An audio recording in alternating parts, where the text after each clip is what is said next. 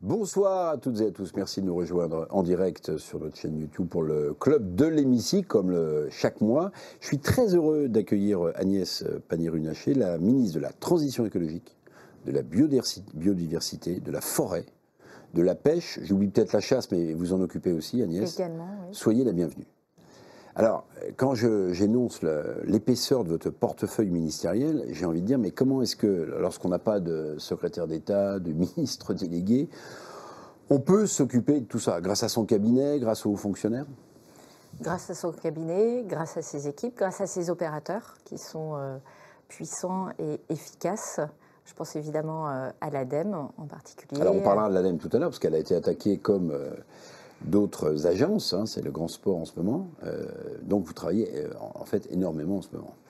Oui, mais avec une expérience de 6 ans et demi dans le gouvernement, ce qui permet aussi d'avoir balayé un certain nombre de sujets et de ne pas les redécouvrir à nouveau. La transition écologique, c'est un fil rouge de mon parcours ministériel. Voilà, et vous êtes une femme de conviction et vous les portez haut dans un gouvernement qui parfois, mais j'y reviendrai parce que je vais vous poser quelques questions politiques, parfois donne l'impression, si vous voulez, de tanguer un peu comme un bateau ivre avec un Premier ministre qui a conceptualisé la cacophonie, et ça tombe bien parce qu'il doit être très heureux parce qu'en ce moment, ça cacophone beaucoup.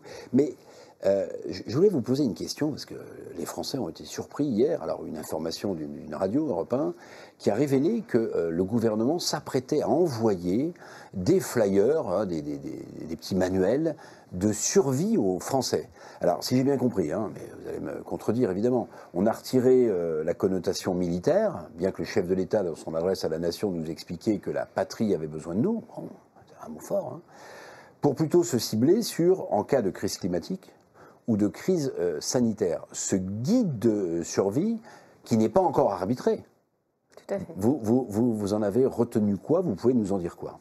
Alors, gouverner, c'est prévoir. Et en fait, ce qu'on vit, c'est depuis plusieurs années maintenant, c'est une confrontation à des risques nouveaux, des risques climatiques qui sont majeurs. Hein. Je crois qu'il n'y a pas un département l'année dernière qui n'ait pas été touché par une crise climatique, qu'il s'agisse d'inondations, qu'il s'agisse d'incendies, ou ces 2 dernières années, qu'il s'agisse d'épisodes cévenols ou d'épisodes méditerranéens, de grêles improbables, avec des grêlons beaucoup plus gros, comme des balles de tennis, par rapport à ce à quoi on était accoutumés. Et donc, tout l'enjeu, c'est d'améliorer notre culture de risque. C'est un des grands axes du plan national d'adaptation au changement climatique. Alors, on en reparlera, puisque vous avez les crédits, on en parlera, parce que c'est quelque chose d'important que vous avez présenté récemment, et j'y reviendrai. Mais juste sur ce guide de survie, pardonnez-moi, dans l'état un peu de tension dans lequel se trouvent les Français face à la menace russe, en tout cas, c'est comme ça que le président de la République l'a désigné lors de son adresse aux Français, est-ce que le timing était le bon? C'est-à-dire qu'on parle d'un kit de survie quelques jours après que le président de la République ait désigné la Russie comme la menace la plus importante. On parle d'une fuite d'une radio sur un document qui n'est pas encore finalisé. Mais je crois que c'est rassurant de savoir que... D'autres pays l'ont fait, hein, déjà. Le gouvernement, et tout à fait, j'allais y venir. La Suède a fait cet exercice il y a plusieurs années. Et c'est normal, encore une fois, que nous donnions les clés aux Françaises et aux Français sur avoir les bons réflexes. Je vous donne un exemple. Sur les inondations. Moi, je continue à être stupéfaite de voir que beaucoup de Français n'ont pas le réflexe, par exemple, de s'approcher d'un cours d'eau qui est en train de monter. Ils s'approchent du cours d'eau alors qu'il est en train de monter. Ils font des photos, des vidéos. C'est très dangereux. Vous avez des gens qui vont prendre leur voiture. Où il y a des vagues énormes. Il y a des gens qui prennent leur voiture en sous-sol au moment d'une inondation. Il y a des gens qui ont le réflexe, et je le comprends tout à fait, d'aller chercher leur enfant pendant une inondation. Sauf que s'il y a une chose qui est sûre, c'est que l'enfant est à l'abri, à l'école, et qu'il ne faut pas se déplacer à ce moment-là. Donc, c'est plein de réflexes que nous devons avoir. Regardez ce qui se passe en Outre-mer. Les réflexes des enfants de 5 ans, 6 ans sur les risques cycloniques sont totalement acquis. Donc, il ne faut pas avoir peur de ça. Un homme averti en vaut 2. Et effectivement, on travaille de manière générale sur l'ensemble des risques. Mais bon, alors vous me dites que ce n'est pas arbitré. Donc, on peut imaginer que ce kit de survie sera complété. Mais par exemple, on nous dit, ça peut être aussi, alors crise climatique, vous venez de l'évoquer, mais ça peut être aussi une crise sanitaire. Bon, la dernière crise sanitaire qu'on a vécue, c'était le Covid-19.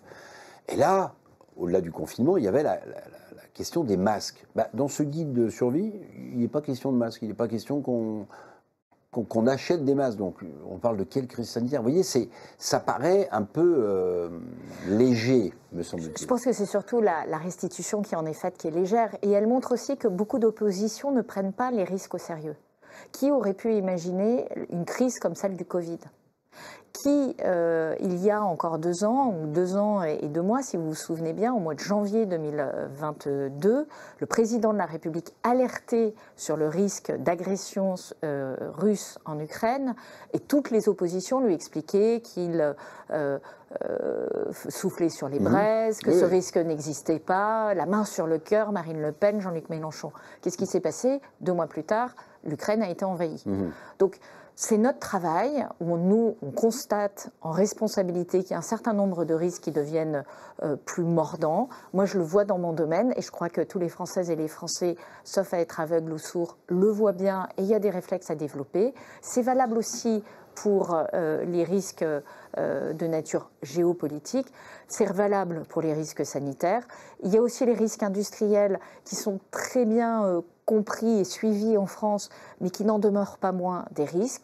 Et finalement, acquérir collectivement cette culture de risque et avoir les bons réflexes, je pense que c'est plutôt une bonne chose pour notre pays. Alors, je voudrais juste vous poser une question, puis on passe à un autre sujet après. Et d'ailleurs, on va inviter Emmanuel Macron, parce qu'on m'a dit que voilà, ça l'intéressait, qu'il aimait la contradiction, et Dieu sait que parfois je la porte de manière un peu virulente. Et donc on va l'inviter pour un prochain Club de l'Hémicycle. Mais par exemple, le président de la République, il bénéficie dans les sondages de manière incroyable de cet effet drapeau. C'est-à-dire, je suis le chef des armées, je suis le président de la République, suivez mon panache blanc, la menace est à nos portes. Et du coup, évidemment, les Français s'engouffrent dans son chemin. Quelle est la part des choses entre la mise sous pression des Français et la réalité de la menace? Alors, je pense que toute personne qui suit l'actualité politique constate qu'il se passe des choses dans le monde. C'est sûr. Ce n'est pas une vue de l'esprit que M. Trump a des positions diplomatiques qui sont inédites. C'est la première fois qu'une grande puissance alliée à l'Europe évoque le fait de prendre position sur un pays qui appartient à l'Europe. Ses propos sur le Groenland, qu'il imagine mettre le Canada sous tutelle, qu'il évoque le fait de contrôler le Panama. D'ailleurs, le président de la République avait été le premier à dire que l'OTAN était en mort cérébrale. Vous vous en souvenez, dans une interview à The Economist. Donc, ce qui est assez clair, c'est que Emmanuel Macron, il y a 5 ans, prononçait le discours de la Sorbonne, même 6 ans, prononcer le discours de la Sorbonne. Vous le relisez aujourd'hui, il est d'une criante actualité. À l'époque, un certain nombre de commentateurs nous expliquaient que tout ça n'avait pas de valeur, que c'était théorique, etc. La notion de souveraineté européenne, le sujet de la défense qui devait être au cœur de l'Europe, on s'aperçoit aujourd'hui qu'il avait été visionnaire. Donc effectivement, les Français lui reconnaissent ça. Les Français reconnaissent que par rapport à avoir un président comme Donald Trump ou comme Bolsonaro ou comme d'autres leaders politiques, finalement c'est plus rassurant d'avoir Emmanuel Macron et qu'on a bien de la chance d'avoir cette personnalité à la tête de notre pays. Alors j'aimerais qu'on parle de Donald Trump justement, alors bien que ce ne soit pas exactement vos portefeuilles, mais vous occupez de la biodiversité, sur la question des droits de douane. On se pose beaucoup de questions. Comment interprétez-vous le fait que le lundi, Donald Trump dit quelque chose, le mardi, il dit quelque chose de totalement différent? On a le sentiment qu'il ne joue pas aux échecs, il renverse l'échiquier pour mettre en place les pièces qui l'intéressent. Est-ce que, et on a beaucoup de chefs d'entreprise agricoles qui nous suivent lors de ces clubs de l'hémicycle, est-ce que nos agriculteurs, qui sont en souffrance, ont raison de s'inquiéter? Vous avez vu, il a annoncé 200% de taxes supplémentaires, de droits de douane sur les alcools, le vin français, en fait. Sur ce sujet-là encore, ce qui est important, c'est la réaction de l'Europe et de la France. Et la réaction de l'Europe et de la France, parce que c'est précisément ça qui est de nature à faire bouger les positions des États-Unis.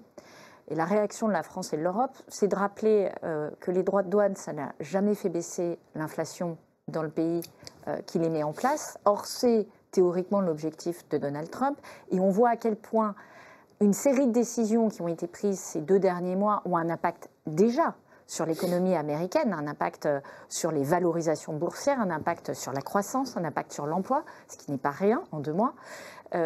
Mais dans le même temps, il faut aussi rendre visible le rapport de force, parce que ce rapport de force, il est essentiel aussi dans la discussion. C'est-à-dire, vous m'appliquez des droits de douane, je n'aurai pas la main qui tremble pour appliquer des droits de douane.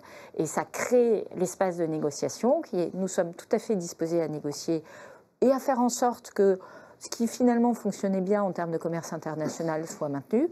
Mais si effectivement on joue au jeu de l'escalade, on est parfaitement prêt aussi à taper sur votre économie, parce que nous sommes un continent qui avons le marché le plus intéressant au monde, 450 millions d'Européens qui ont un pouvoir d'achat élevé. Ce marché, il est essentiel pour les productions américaines. Alors vous avez une position que je trouve singulière, mais c'est positif hein, dans ma bouche. Quand on parle d'écologie, c'est-à-dire que vous connaissez et vous comprenez le monde de l'entreprise, et en même temps, j'y ai même exercé. Donc bien sûr, et en même temps, vous avez cette position écologique. Je ne sais pas si vous le savez, le 26 février dernier, Bruxelles a adopté la loi Omnibus pour alléger la bureaucratie sur ces domaines. Alors les ONG et les écologistes, j'allais dire, purs et durs, critiquent beaucoup cette loi Omnibus. Quelle est votre position ? Alors, moi, il se trouve qu'effectivement, j'ai exercé dans le secteur privé, j'ai signé des comptes, j'ai été mandataire social, et j'ai appris une chose, c'est qu'il ne faut pas confondre écologie et bureaucratie.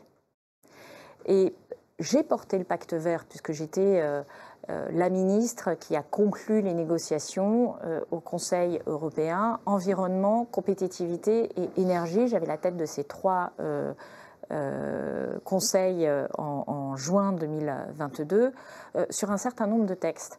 Mais il y a une différence, c'est le sujet CSRD, il y a une différence entre dire on va créer sur un nombre de performances, d'éléments de performance climatique, biodiversité, lutte contre les pollutions, un ensemble de critères communs qui va permettre de mettre en évidence l'avance qu'a pris l'Europe et les entreprises européennes sur ces sujets-là, parce qu'on est en avance sur le climat, parce qu'on est en avance sur la protection de la biodiversité, parce qu'on est en avance sur la lutte contre les pollutions.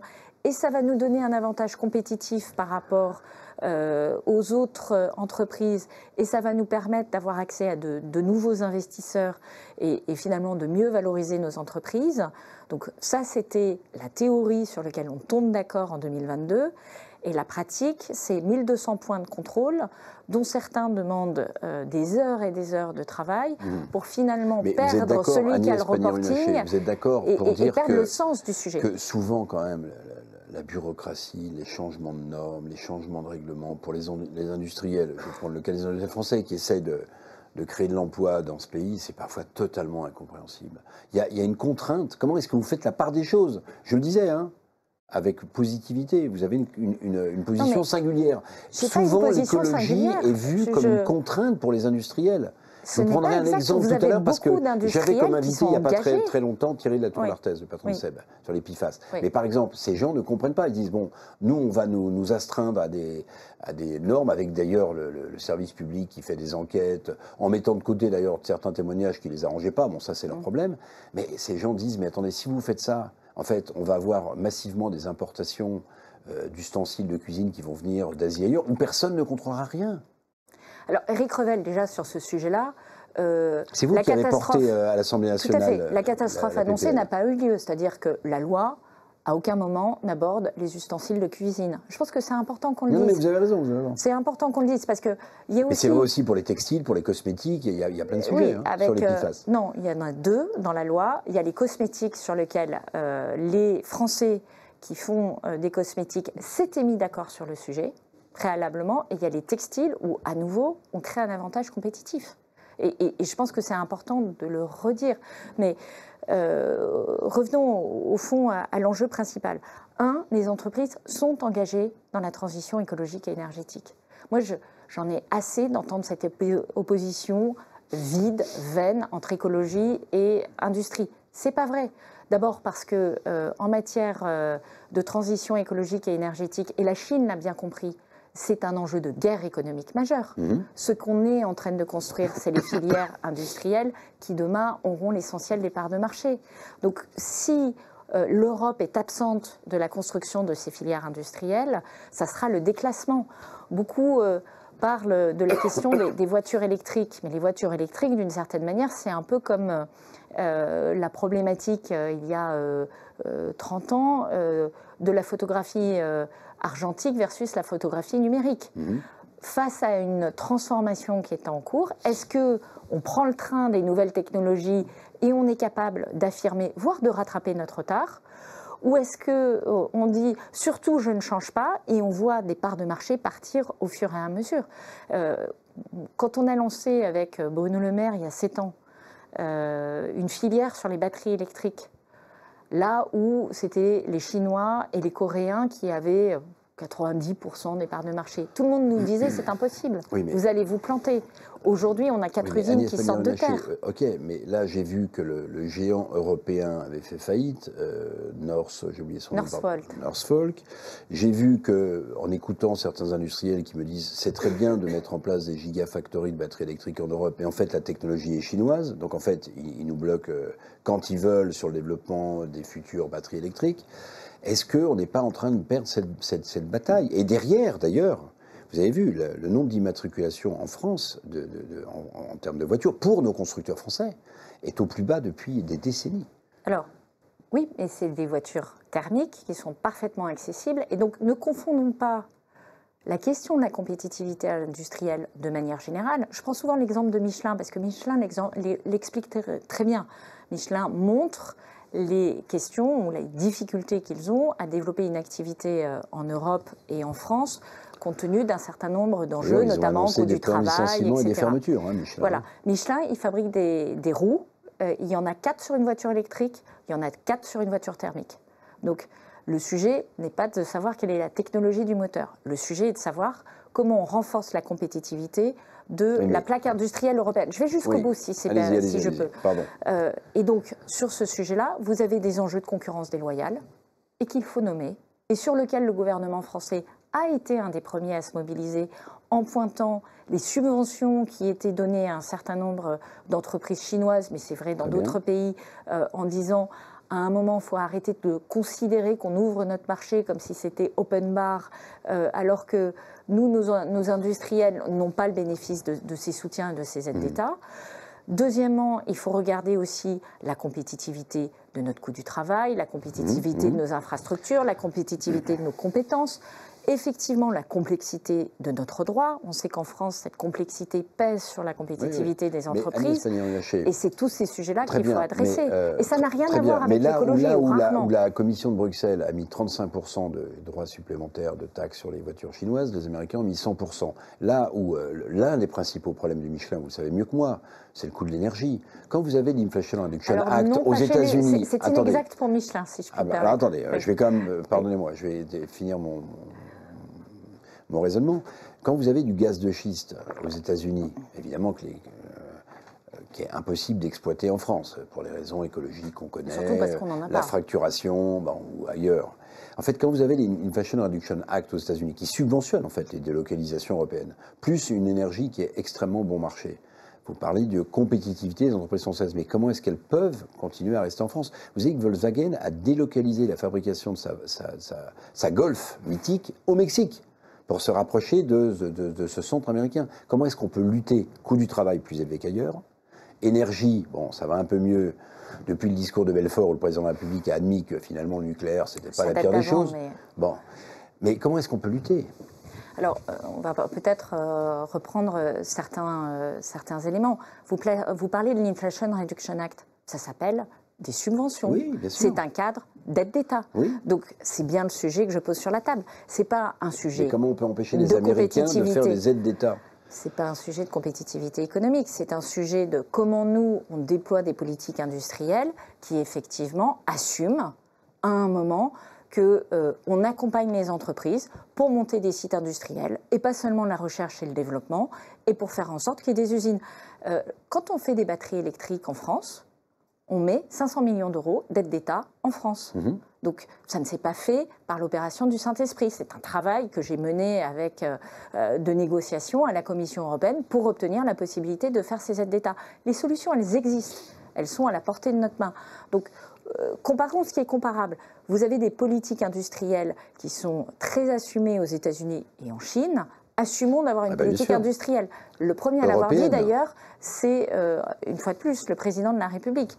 Et quand je porte aujourd'hui avec mon camarade Marc Ferracci... Qui était à votre place il y a un mois. Voilà, ou Stéphane Séjourné, qui est commissaire en charge de ces sujets-là, un Clean Industrial Act où on dit, nous, on continuera une transition énergétique à marche forcée à condition... Monsieur Séjourné a eu le temps de se mettre au point sur les dossiers, parce qu'il a un portefeuille beaucoup plus important que celui de Thierry Breton, et le moins qu'on puisse dire, c'est qu'il n'a pas forcément le profil idoine. Enfin, ça, c'est un journaliste qui vous le dit. Mais ça y est, il est dans la place, il travaille. En tout cas, au bout d'un mois, il nous sort un Clean Industrial Act qui va plus loin que ce qu'on avait eu les 5 années précédentes. Et on travaille avec Marc Ferracci à ce que Clean Industrial Act aille plus loin encore.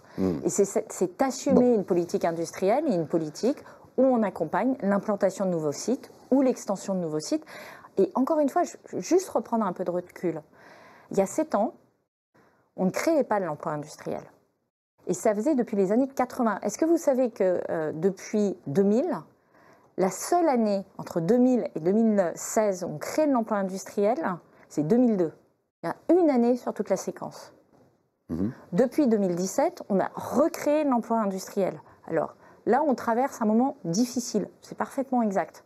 On a, du fait de conditions, je dirais, internationales un peu précaires, la concurrence de l'Inflation Reduction Act, etc.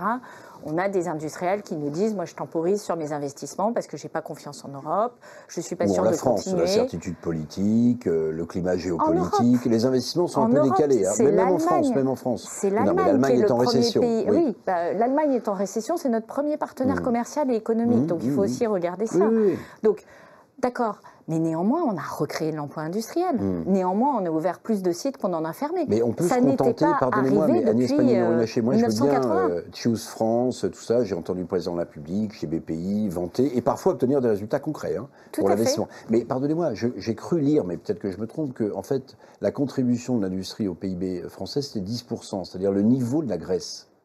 On est satisfait avec ce chiffre? Attention, parce que nous avons une économie qui est structurée un peu différemment de nos homologues. Nous sommes le pays qui concentrons le plus de grands groupes, qui avons les groupes de services, je pense notamment aux banques, qui sont les plus significatifs.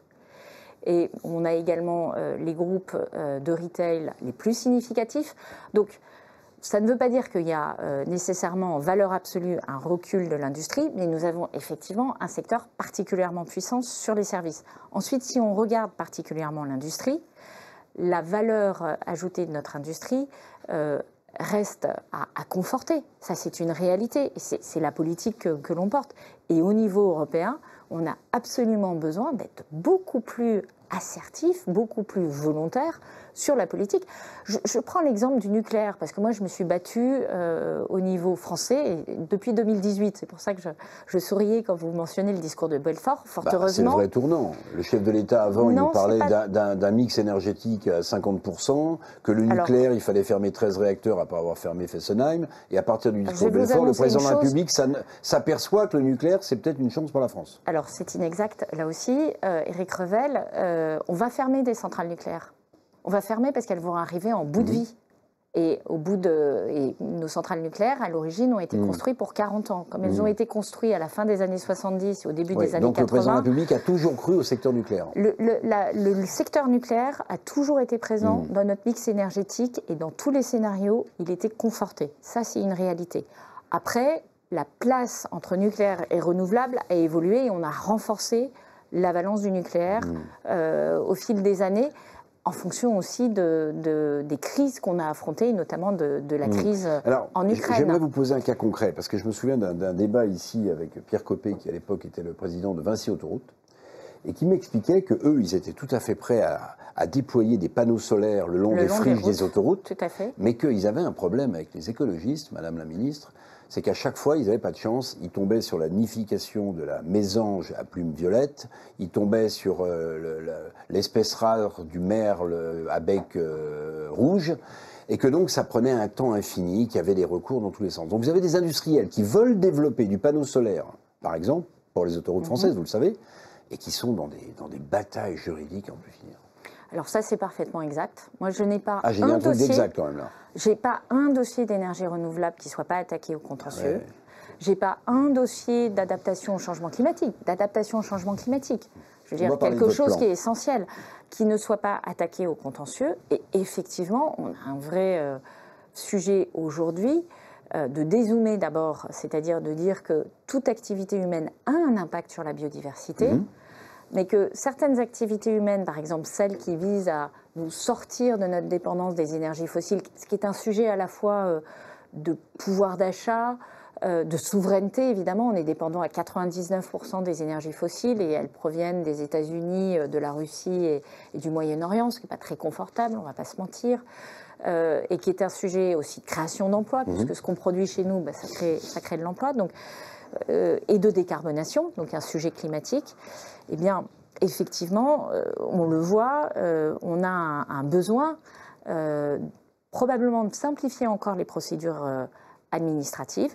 Ça, je le prends clairement dans mon portefeuille et je l'ai déjà fait avec la loi d'accélération des énergies renouvelables, exact. Mais également de lutter contre une vision qui dit que chaque projet, par essence, est mauvais parce qu'il a nécessairement un impact sur la biodiversité. Ce n'est pas ça qu'il faut regarder. J'aimerais aborder avec vous deux sujets concrets qui intéressent les Français, qu'ils habitent dans le sud ou qu'ils habitent dans les grandes villes, celui de l'A69 et celui des fameuses ZFE, dont Alexandre Jardin, vous avez vu, a dit... Oui.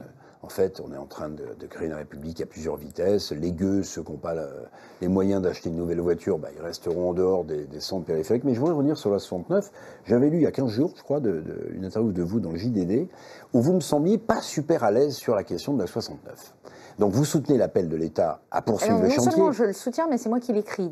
Alors, mais comment vous vous positionnez entre la défense, vous avez des associations, des ONG qui ont été sur place, qui ont manifesté, qui ont même célébré, alors que l'État a investi 350 ou 400 millions d'euros dans le développement de cette A69. Comment est-ce que...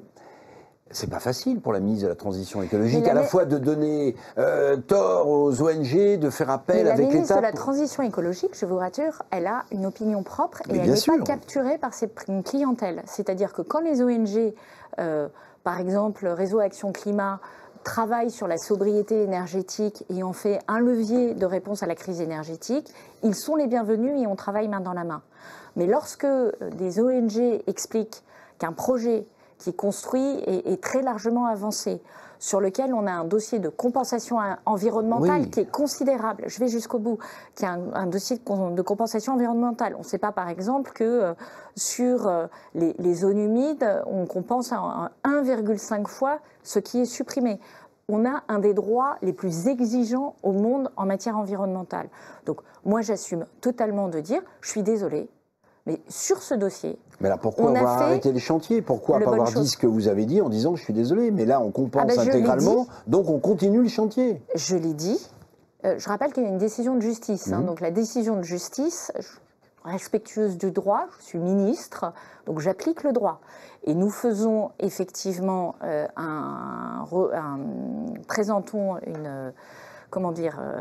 un appel où nous demandons à poursuivre le chantier. Et j'explicite dans le mémoire pourquoi on veut poursuivre le chantier, les coûts attachés au fait que le chantier soit arrêté, l'impact pour les emplois, et puis une réalité.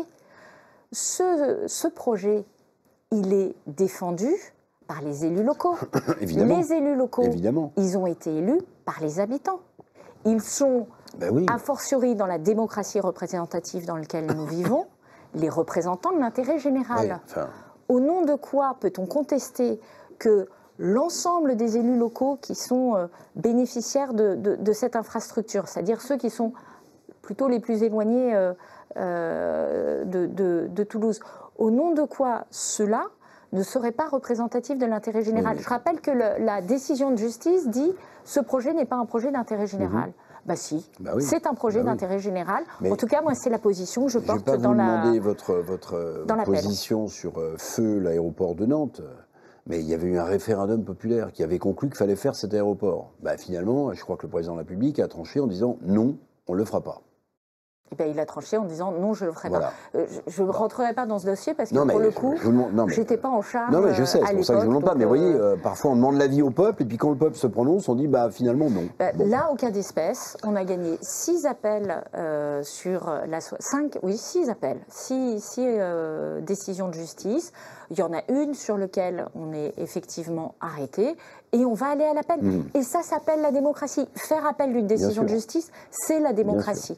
Écouter les élus locaux, c'est la démocratie. Alors sur les ZFE, j'aimerais voir votre position. Est-ce que vous considérez qu'en fait on crée une république à plusieurs vitesses, ceux qui ont les moyens de s'acheter une nouvelle voiture pas polluante et ceux qui n'ont pas les moyens? Je reprends le mot d'Alexandre Jardin qui a parlé de la république des gueux, enfin évidemment gueux entre guillemets, c'est-à-dire, vous voyez, quelle est votre position là-dessus? Est-ce qu'il faut les maintenir, ces ZFE?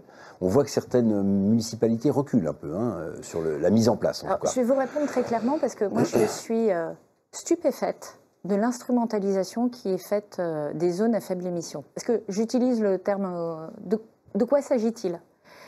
Il s'agit de lutter contre la pollution de l'air qui fait 48 000 décès par an. C'est 15 fois le nombre de morts sur les routes chaque année. On fait 15 fois plus de morts du fait de la qualité de l'air que de morts sur les routes.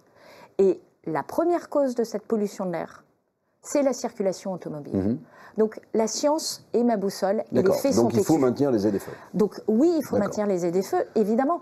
Vous savez que les 2 seules villes pour lesquelles il y a des restrictions de circulation, c'est-à-dire que là aussi, on entend tout et n'importe quoi. Oui. Il y a seulement, enfin c'est pas des villes d'ailleurs, c'est des agglomérations. Il y a seulement 2 agglomérations où il y a des restrictions de population.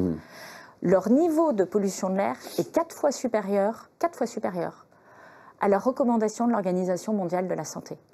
On trouve ça satisfaisant. Donc il y a urgence. Et les gueux dont parle M. Jardin et qu'il moi, prétend j'emploie ces défendre, termes. vous pensez qu'ils vivent où? Dans un quartier au vert, loin des endroits souvent, de circulation? ils n'habitent pas dans les centres-villes, Alors, ils n'ont pas les moyens. bout. Ils n'ont pas les moyens. Exactement. Ils vivent à proximité Et des ils n'ont endroits... pas de transport en commun forcément. D'abord, ils vivent à proximité des endroits où il y a la circulation. Ce sont eux qui meurent de la pollution de l'air. Ce sont eux dont les gamins ont de l'asthme. Ce sont eux qui vont aux urgences avec un bébé qui a une bronchiolite. Ça, c'est la réalité de ce qu'on constate sur le terrain. Alors ensuite, dans la mise en œuvre... Non, mais s'ils ne peuvent pas rentrer avec leur voiture Mais à c'est l'hôpital pas pour vrai. aller dans la ZFE... C'est faux. Bon, Je très suis bien. désolée, mais c'est faux. Alors- Non, mais c'est important qu'on le précise. Vous avez des dérogations qui ont été produites, évidemment. À aucun moment, il a été question d'empêcher les gens d'aller voir le médecin. Et on voit bien la force de ce discours populiste, qui est d'essayer en fait de protéger des intérêts de grandes entreprises qui ont intérêt à ralentir la transition écologique. Et de vous le pensez faire. qu'Alexandre Mais bien sûr. Jardin est une sorte Alexandre Jardin, je ne me permettrai pas je pense qu'il... d'espion qui travaille pour les grandes mais entreprises? fondamentalement, D'accord. de quoi il est question là? Il est question de la santé des gens et il est question de la santé des plus Il fallait rappeler, précaires. 48 000 morts, c'est pas rien. Ben voilà. Donc à un moment, soit on s'attaque à ce Ouais. sujet-là et effectivement on accompagne. Et je rappelle que là aussi, on parle de quelles voitures? De celles qui ont été construites il y a plus de 20 ans ou il y a plus de 15 ans. C'est plus de 15 ans en diesel, plus de 20 ans en essence. Donc c'est pas exactement les voitures de monsieur et madame tout le monde. Et pour ceux pour qui c'est un problème, il y a des dérogations. On n'est pas dingue en fait. On est sérieux, on Agnès travaille. Pannier-Runacher, vous Mais que parliez les élus locaux prennent leurs responsabilités, parce que c'est eux qui déploient ces zones à faible émission. Il y a un cadre, il est posé par l'État, il y a des dérogations prévues par l'État, Très bien. mais c'est aux élus locaux aussi de faire le Très travail. bien. Vous parliez de pollution de la voiture. Qu'est-ce que vous pensez de l'initiative d'Anne Hidalgo sur le périphérique parisien de réserver une voie au covoiturage et d'avoir les 2 autres voies du périph' parisien aux heures de pointe où les voitures sont à l'arrêt et alors là, ça doit polluer. Mais alors, ça doit polluer.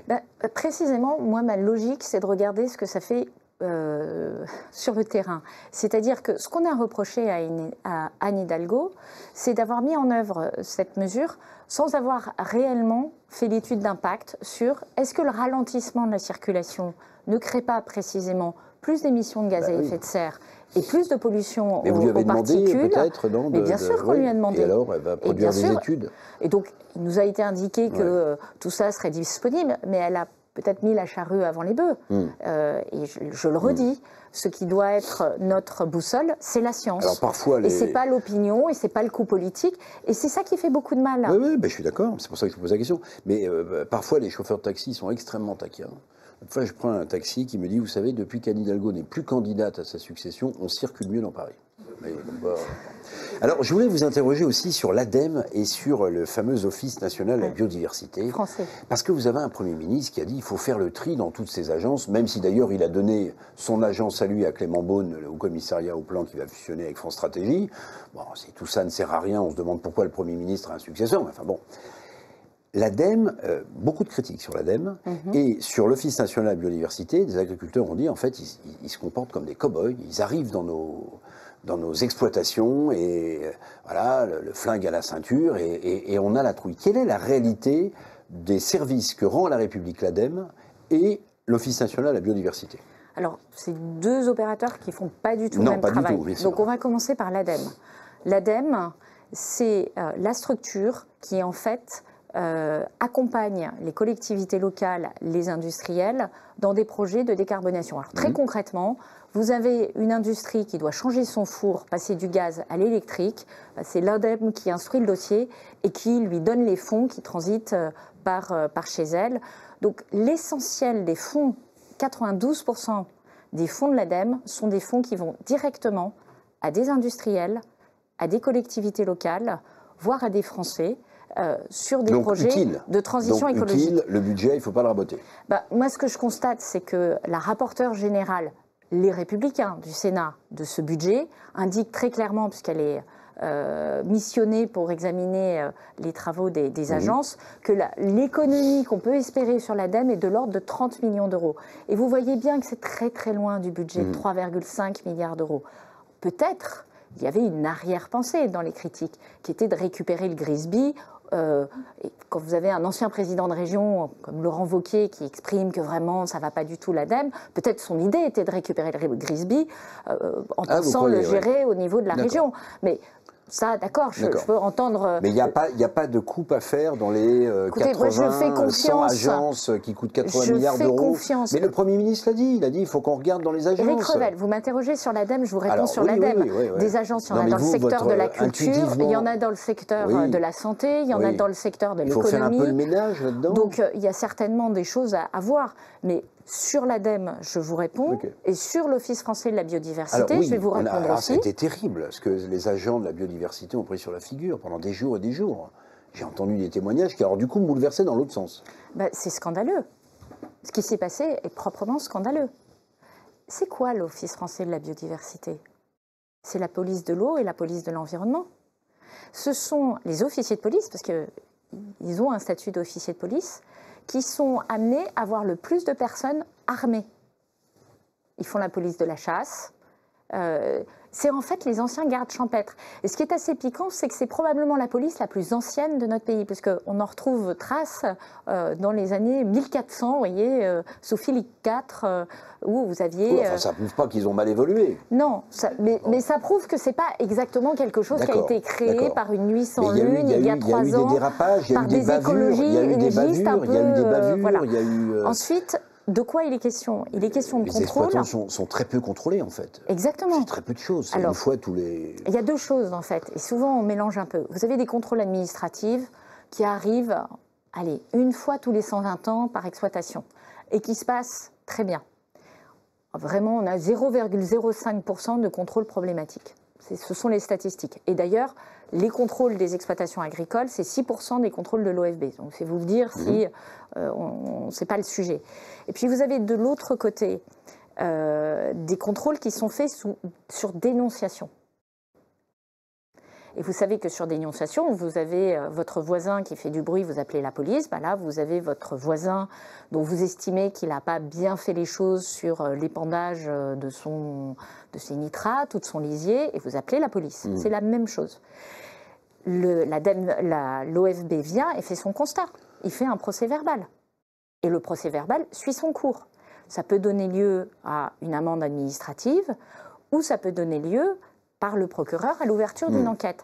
Et c'est ça qui est problématique, évidemment, vis-à-vis des agriculteurs. Mais ce n'est pas l'agent de police qui est appelé par le voisin qui a dénoncé, qui est souvent un agriculteur d'ailleurs, bon, aussi, vous voyez, et qui fait le constat. C'est pas lui qui est responsable du code de procédure pénale, qui dit qu'à partir du moment où il n'y a pas sanction administrative, du coup on prend la voie pénale, du coup le procureur fait une garde à vue, etc. Donc il y a beaucoup de confusion autour de ça. Pas de problème majeur avec l'Office de la biodiversité. Ce à quoi on travaille avec Annie Genevard et pendant que tout le monde fait beaucoup de bruit avec sa bouche et essaye de créer le problème politique. Nous, on travaille à apaiser la situation, c'est-à-dire on a une circulaire où on reconnaît qu'il faut former mieux les agriculteurs au droit environnemental, parce qu'il est très complexe. Il faut aussi que moi, mes inspecteurs, soient mieux formés aux contraintes des agriculteurs, parce que, vous l'avez très bien dit, quand vous êtes dans une situation de perte de revenus, d'inquiétude, il y a des manières de se comporter qui sont probablement où il faut faire un peu attention dans le... Avec des traités de libre-échange qui leur passent au-dessus de la tête, signés par Mme von der Leyen en Amérique du Sud. Il faut comprendre aussi le jeu de contraintes dans lequel ils sont, et on espère bien que tout ça va rentrer gentiment dans l'ordre. On arrive au terme de cette première partie, parce qu'on va accueillir dans quelques instants Nicolas Pereira, qui est le président du World Impact Summit, qui se tient la semaine prochaine à Bordeaux. Mais j'aimerais une petite question sur la forêt, parce que ça m'intéresse beaucoup, et sur l'ONF. L'Office national des forêts, ils me disent, il manque de personnel. On a beaucoup coupé dans les effectifs. Alors, c'est pas exact cette année non plus. On les a sauvés cette année. Non, cette année, on les a sauvés. Cette année, on les a sauvés. Et l'année dernière, on me dit aussi quelque chose qui m'a frappé, parce qu'on parle beaucoup d'incendies avec le réchauffement climatique, et on a vu ça en Gironde il y a 2 ans, où le président de la République s'était rendu sur place. On me dit, la stratégie de l'ONF aujourd'hui, c'est de laisser tomber les branches qui tombent, et de ne pas les ramasser. Alors moi, je pose la question, si on fait ça, est-ce qu'en fait, on ne produit pas les allumettes qui vont, en cas d'incendie, permettre au feu, au contraire de... Avant, l'ONF ramassait, dans les forêts domaniales. Hein. Oui. Aujourd'hui, on me dit, non, maintenant, c'est plus ça, on laisse les trucs tomber, et c'est potentiellement des boîtes d'allumettes. Alors non, pas tout à fait. C'est plus complexe que ça. Pourquoi on laisse tomber les branches des arbres, etc. C'est pas parce qu'on n'a pas de moyens, c'est pas parce qu'on ne veut pas les ramasser, c'est parce qu'on s'aperçoit dans la gestion des forêts qu'on doit gérer aussi le puits carbone. Et dans la gestion du puits carbone, qui est un point essentiel, hein, je veux dire, on parle beaucoup de baisse des émissions de gaz à effet de serre, c'est très bien. Le puits carbone de nos forêts est de nature à faire totalement dérailler s'il continue à s'affaiblir. Donc c'est quand même... je vais jusqu'au bout. 2 problèmes qui s'affrontent un peu. Je vais jusqu'au bout. De complètement faire dérailler notre trajectoire de baisse d'émissions de gaz à effet de serre.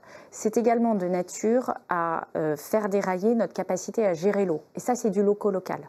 C'est-à-dire que les forêts sont un des éléments qui permettent de capter l'eau l'hiver, quand il y en a trop, et de la restituer l'été.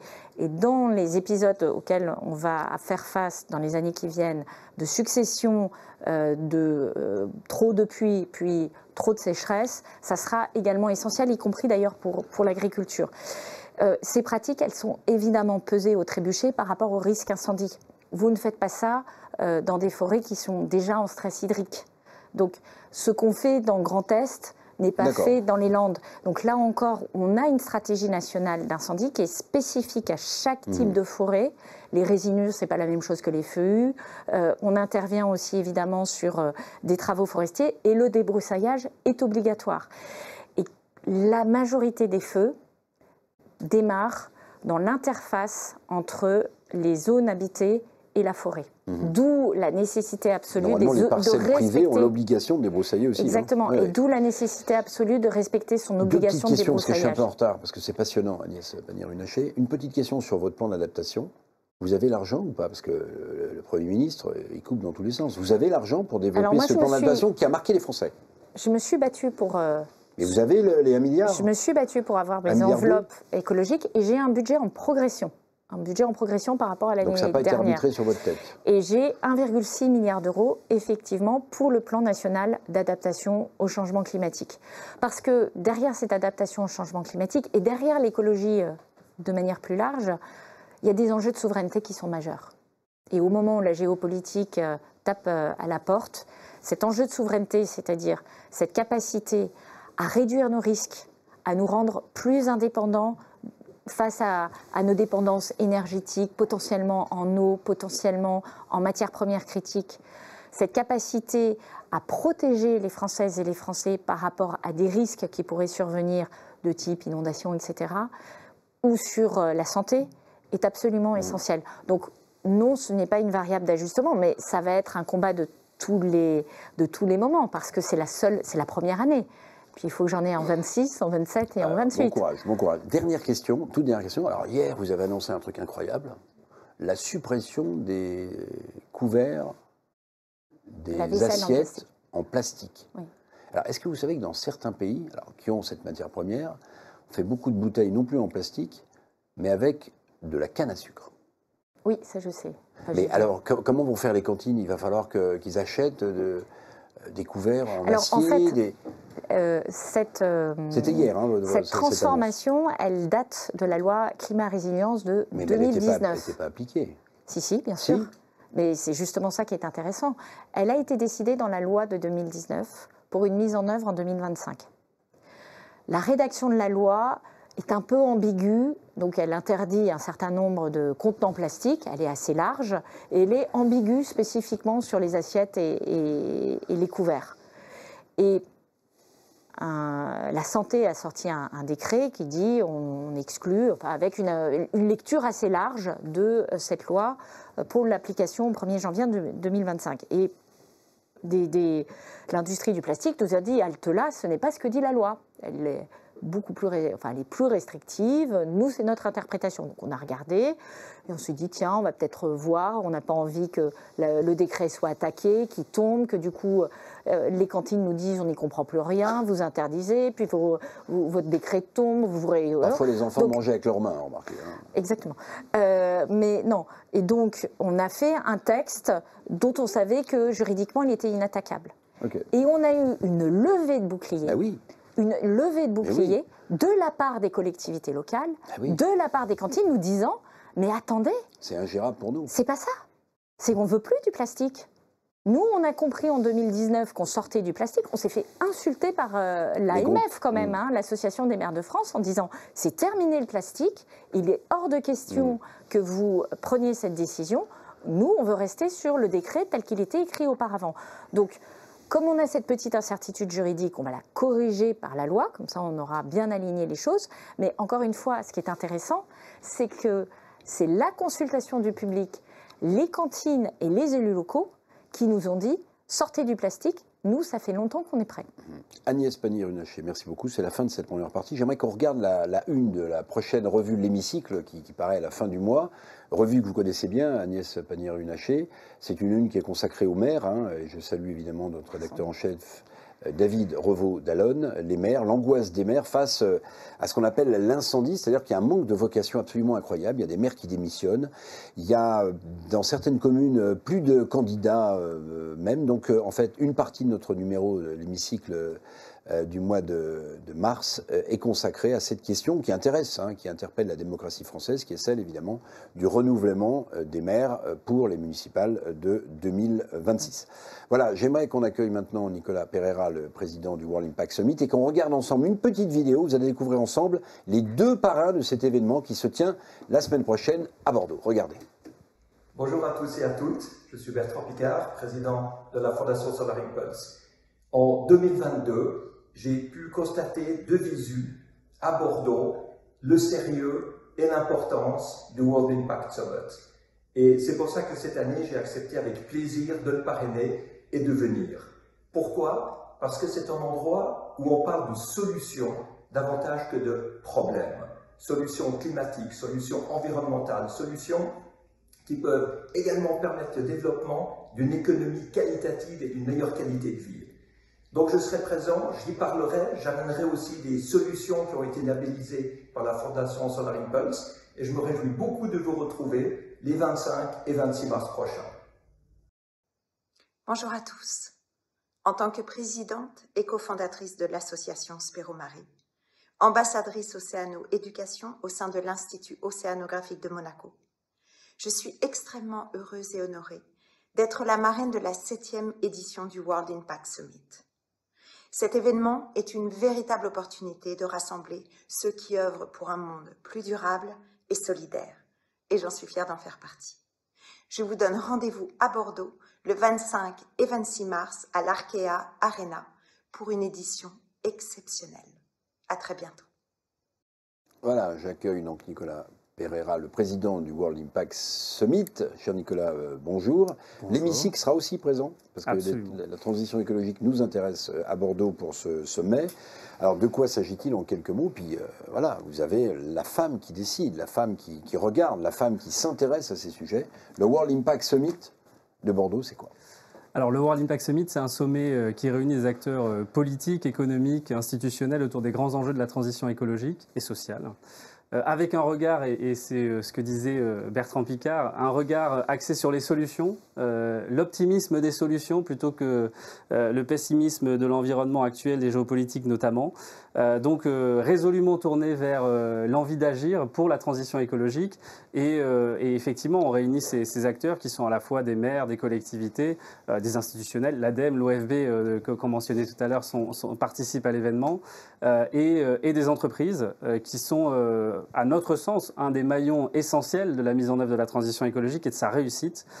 Parce que, et ça sera un des sujets que je voulais aborder avec vous, Madame la Ministre, le plan d'adaptation, mais parce que je crois que les entreprises doivent être au cœur de ces questions d'adaptation et de transition écologique. Alors, l'hémicycle a consacré, je voudrais qu'on voit aussi la une de ce supplément, un supplément à l'événement et aux questions qui intéressent Agnès Pannier-Runacher. Voilà, c'est le supplément de l'hémicycle qui s'appelle le sommet des solutions à impact positif. Donc avec nos partenaires, on a réalisé ce cahier qui explique, je pense, assez bien. Mais avant de le lire, vous l'avez peut-être lu, Nicolas Pereira, d'ailleurs. Je l'ai lu en partie. Vous l'avez lu en partie. Mais il n'est pas encore publié. Vous dites des solutions à impact positif. Tout à l'heure, un peu de manière directe, je demandais à la ministre comment concilier les contraintes de l'entreprise. Je prenais des exemples précis avec l'écologie. Tout le monde a compris qu'il y avait un changement climatique. Enfin, à part quelques-uns, tout le monde a compris qu'on était dans une situation complexe. Puis vous avez des industriels qui expliquent que c'est pas simple pour eux de changer leur façon de produire. Alors c'est vrai, mais je rejoins un petit peu ce qui a été dit tout à l'heure. Je pense que les entreprises ne sont pas contre l'écologie, elles sont contre la bureaucratie qui, effectivement, parfois complexifie la question de la transition écologique. Et nous, on a plutôt des entreprises qui sont moteurs, qui ont envie de mettre en œuvre. Alors parmi nos partenaires, il y a le groupe Vinci, il y a le groupe SEB, Voltalis, qui est un acteur qui fait de l'effacement énergétique, sujet très important pour RTE et pour notre disponibilité en énergie. Des acteurs comme l'ISEA aussi, enfin, de nombreuses entreprises, je ne vais pas toutes les citer, mais qui sont effectivement vraiment actrices de cette transition écologique et qui sont convaincus que c'est la bonne voie, et par ailleurs qui sont aussi convaincus, et c'était mentionné tout à l'heure, que c'est un avantage comparatif sur le marché mondial qui est un avantage intéressant à défendre. Moi, je suis plutôt effectivement dans la période de backlash écologique, alors à la fois inquiet, mais peut-être que d'ailleurs on pourra partager une forme d'inquiétude. En tout cas, ce serait intéressant d'avoir votre point de vue là-dessus, sur le fait que, eh bien, face à ce contexte géopolitique mondial qui va plutôt en recul sur la transition écologique, comment est-ce que l'Europe en fait une force, parce que le modèle qu'on a construit, à mon sens, est un modèle qui a beaucoup d'avantages à l'échelle mondiale, et il faut savoir le défendre et le protéger. C'est peut-être là où effectivement il y a quelques sujets de protection du modèle européen par rapport à ses voisins qu'il est nécessaire davantage renforcer. Mais Madame la Ministre, étant sur ce plateau le plus incompétent sur ces questions-là, j'aimerais vous poser une question. On a du mal à vérifier le contenu des conteneurs qui arrivent au Havre et ailleurs, dans lesquels d'ailleurs il y a à peu près tout, et notamment de la drogue, c'est un vrai sujet. Mais alors comment est-ce qu'on est capable de contrôler, par exemple, les productions qui arrivent de Chine et qui ne répondent pas aux critères qu'on impose aux industriels qui produisent encore localement? C'est une question qui me semble essentielle. Alors, ça dépend des filières que vous mentionnez, mais le premier élément, c'est effectivement d'avoir une protection du consommateur qui ne soit pas juste axée sur le prix, mais qui soit axée sur la santé et la protection du consommateur et la protection de son emploi. Parce qu'à un moment, dans la construction de la politique européenne, on a confondu protection du consommateur et protection des Européens. Et on a sacrifié l'employé ou le salarié au consommateur. Le sujet, c'est pas d'avoir les marchandises produites au prix le plus bas, dans des conditions environnementales et sociales épouvantables, et surtout qui présentent des problèmes de santé. Quand la DGCCRF contrôle un certain nombre de marchandises, je pense à des plateformes. Nous, notre problème, c'est moins les conteneurs, parce qu'il y a quand même des contrôles Vous pensez à Shine, à Temu, à ce genre de plateformes. Les plateformes qui passent au-dessus, en fait, par des envois directs. Quand on a fait des contrôles sur la plateforme Wish, moi, c'était quand j'étais en charge de la consommation, c'était chercher-trouve. C'est-à-dire 50% des marchandises étaient non conformes sur des jouets pour enfants. Et avec des enjeux de santé directe. C'était pas une question, même pas j'ose pas dire même pas environnementale, mais c'était un sujet de danger pour l'enfant. Donc c'est là aussi où moi je travaille sur la proposition de loi contre l'ultra fast fashion, mais le sujet c'est de remettre la protection des Européens au centre du jeu et de redire, et c'est ça aussi la notion d'écologie populaire, l'écologie elle ne sera acceptée. Et pas punitive. Exactement. Les écologistes ont réussi à nous dégoûter de l'écologie. C'est assez terrifiant. Aujourd'hui, l'enjeu, c'est de montrer que l'écologie est avant tout un enjeu de protection des plus vulnérables. Je l'ai dit sur la qualité de l'air, mais je peux le dire sur la qualité de l'eau. Je peux le dire par rapport à des marchandises dont la qualité est nuisible à la santé des personnes. Et en fait, quand les prix sont trop bas, il y a un loup. Parce qu'il n'y a pas de mystère.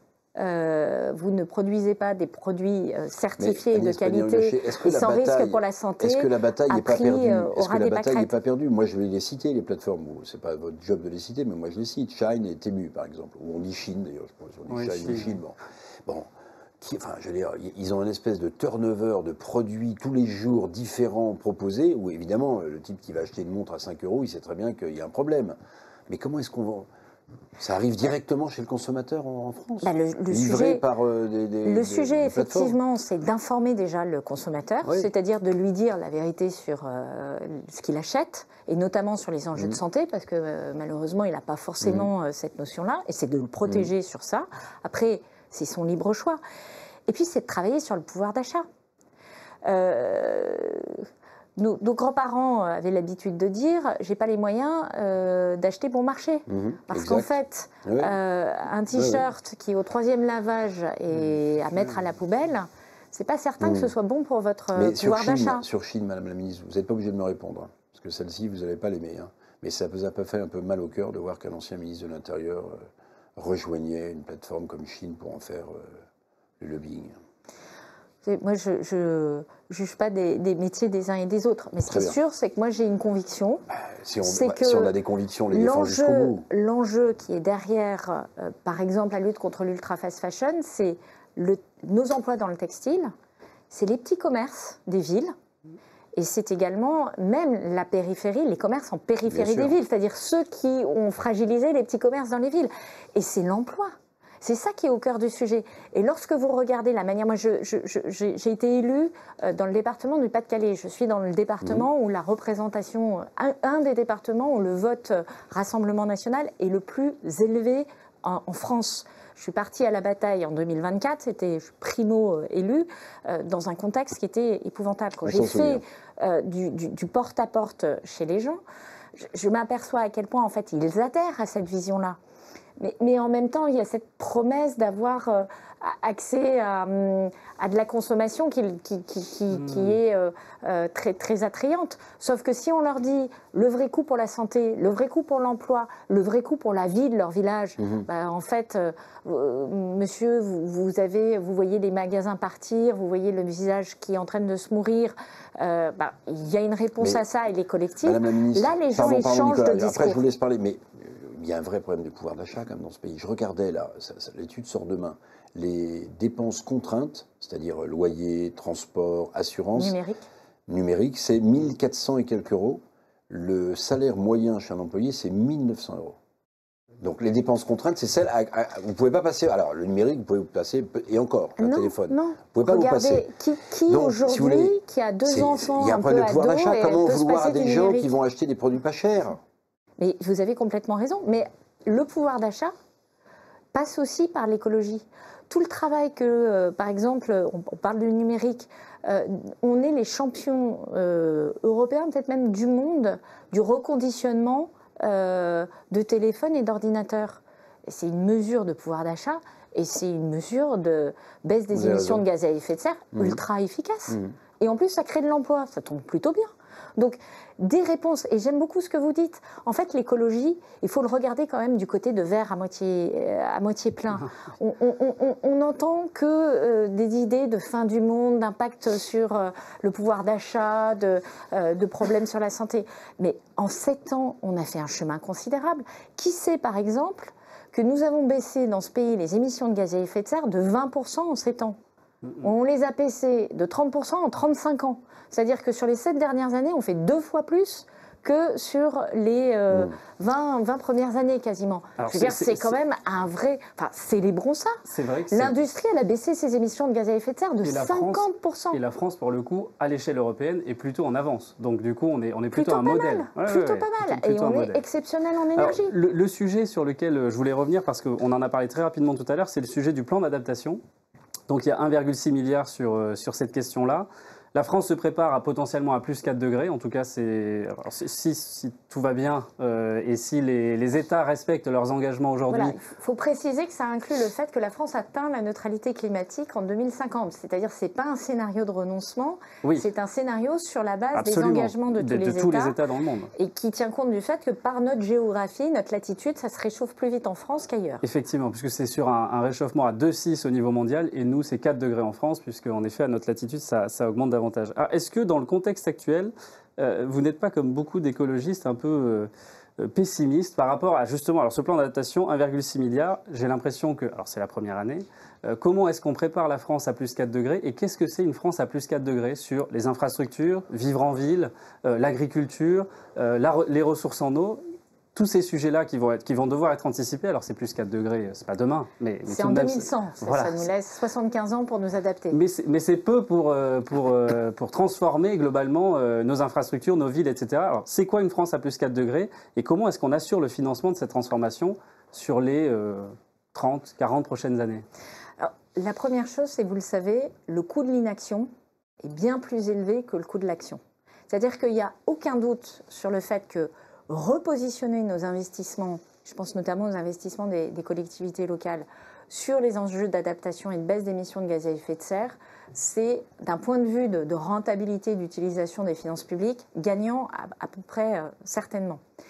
La deuxième chose, c'est qu'en fait, on s'aperçoit que la demande de la population sur ces sujets-là est en train d'augmenter. Lorsque vous regardez les sondages de préparation des élections municipales, vous avez 2 sujets qui émergent. Au niveau des municipales, c'est moins vrai au niveau national. Premier sujet, la sécurité. Investissement, ce sont les caméras de sécurité pour l'essentiel, compte tenu des compétences des communes. Et puis le deuxième sujet, c'est l'environnement. Et là, c'est le gros des compétences. C'est comment je rénove l'école pour que les enfants meurent pas de chaud l'été et de froid l'hiver. C'est comment j'installe ou comment j'aménage ma station d'assainissement, comment je végétalise, comment je capte de l'eau pour me protéger des inondations.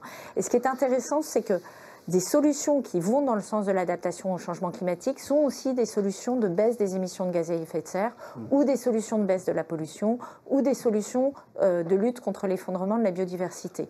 Et en particulier, les solutions fondées sur la nature sont montrées d'un point de vue académique, encore une fois, la boussole, la science, comme étant les plus efficaces et les moins coûteuses. Et on est toujours confiant, vous êtes toujours confiante sur le fait qu'on atteigne nos objectifs, compte tenu aussi de l'omnibus et donc d'une forme de recul quand même sur qui peut s'entendre sur les contraintes des entreprises, parce que, comme vous le disiez, ça peut s'apparenter parfois plus à de la bureaucratie qu'à de l'efficacité sur les sujets de transition écologique. Tout de même, est-ce que vous êtes confiante sur le fait qu'on va atteindre nos objectifs? J'observe, comme tout le monde, qu'il y a un backlash sur l'écologie, que la trumpisation des esprits progresse et malheureusement, elle va au-delà de certains propos de partis extrêmes. Je pense évidemment à l'extrême droite, mais ça contamine aussi d'autres partis qui se présentent comme étant dans l'arc républicain. Donc ça, là encore, il faut porter le combat, mais en reprenant ce qu'est l'écologie. Un enjeu de souveraineté, un enjeu d'indépendance, un enjeu de pouvoir d'achat, un enjeu de protection des Françaises et des Français. C'est ça l'écologie. Et effectivement, je ne me revendique pas écologiste. je me revendique du camp social-démocrate parce que c'est, je dirais, ma culture politique est plutôt à gauche. Mais en revanche, face à la question de la transition écologique, mon travail, ma responsabilité, c'est de trouver des solutions qui soient le plus impactantes pour les gens et en particulier les plus vulnérables. Et je peux multiplier les exemples, on en a parlé de quelques-uns sur ce plateau. Je donne un exemple. Lundi, j'étais à l'inauguration, à la pose de la première pierre d'une usine à Pau, d'une usine de recyclage de terres rares. Alors, qu'est-ce qu'il y a derrière ça? Il y a une question d'indépendance. 98% aujourd'hui de ce que va fournir cette usine est fourni par la Chine, en Europe. Et là, on a une usine qui va représenter 15% de part de marché mondiale. Donc, c'est notre indépendance. C'est des emplois, puis pas des emplois à mi-temps, etc. C'est des bons emplois. Et c'est de la transition écologique, c'est-à-dire on réduit notre empreinte carbone et on réduit notre impact, puisqu'en plus l'usine est au meilleur état de l'art, que ce soit en consommation d'eau, que ce soit en consommation d'énergie. Donc voilà comment on conjugue économie et écologie.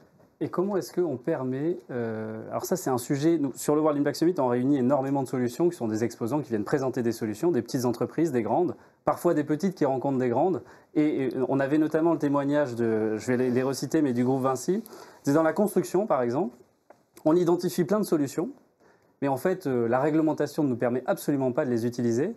Et donc, au moment où ces solutions naissent, on n'est pas vraiment en capacité de les accompagner dans un passage à l'échelle parce que, en fait, tout simplement, on n'a même pas le droit d'utiliser ce qu'elles proposent comme matériaux innovants, par exemple, parce que les procédures pour obtenir les certifications sont extrêmement longues. Est-ce que le rôle de l'État, qui aujourd'hui a moins de moyens financiers, ne sera pas et ne serait pas d'accélérer cette simplification réglementaire pour permettre à toutes ces solutions qui vont dans le sens de la transition écologique et de son accélération et donc de la diminution de nos impacts, tout simplement de simplifier la possibilité pour ces entreprises de se développer? Mais je pense que ce que vous dites est très juste et c'est même essentiel et prioritaire. C'est-à-dire que notre droit, il a été construit sur un monde stable. Oui.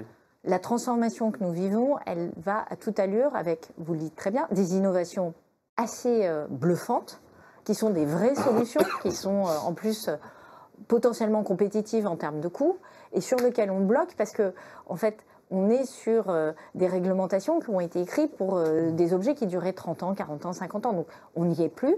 Moi, j'ai mis en place au niveau de mon ministère une cellule dite TGV. C'est un mot bien prétentieux, pour essayer d'accélérer les procédures sur l'instruction de nos dossiers environnementaux.